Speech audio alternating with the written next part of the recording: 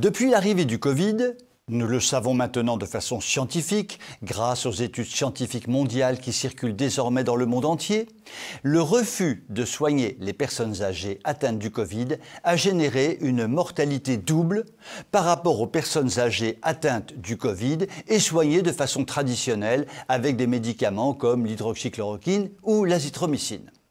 Ce qui signifie que nos merveilleux dirigeants français ont laissé mourir un grand nombre de personnes âgées par absence de traitement. Un nouveau coup de tonnerre vient d'éclater dans le domaine des soins français. Il concerne cette fois-ci le secteur des urgences à l'hôpital. De quoi s'agit-il ?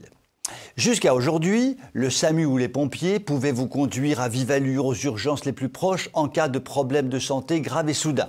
Par exemple, vous vous écroulez dans votre salon à la suite d'une crise cardiaque, les pompiers ou le SAMU arrivent immédiatement, vous prodiguent les premiers soins et vous emmènent aux urgences toutes sirènes hurlantes. Et vous êtes sauvé.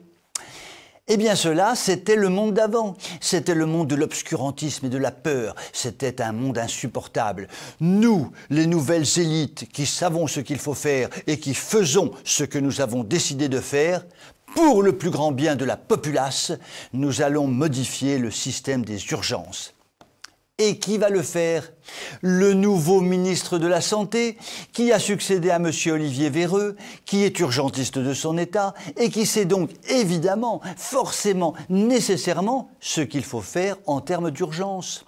Ce nouveau ministre est donc en train de concocter un projet de loi qui va améliorer d'un coup de baguette magique la façon de soigner les Français.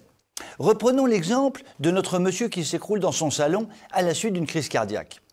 Madame appelle le SAMU. Jusqu'ici, tout va bien. Le SAMU arrive. Jusqu'ici, tout va bien. Madame demande au SAMU d'emmener immédiatement son mari aux urgences. Mais non, ma bonne dame, ça n'est pas si simple, ça n'est pas comme avant, ça n'est pas comme dans le bon vieux temps. La nouvelle loi nous oblige à nous brancher sur Doctolib pour savoir si nous pouvons emmener votre mari aux urgences.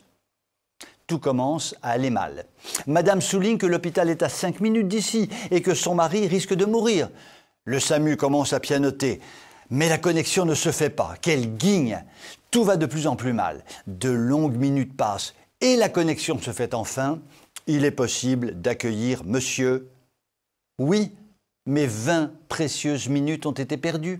Et lorsque monsieur arrive aux urgences, il a rendu son dernier souffle. Par la grâce d'un nouveau ministre urgentiste bien décidé à tuer les urgences, ce nouveau ministre urgentiste a déjà un mort sur la conscience.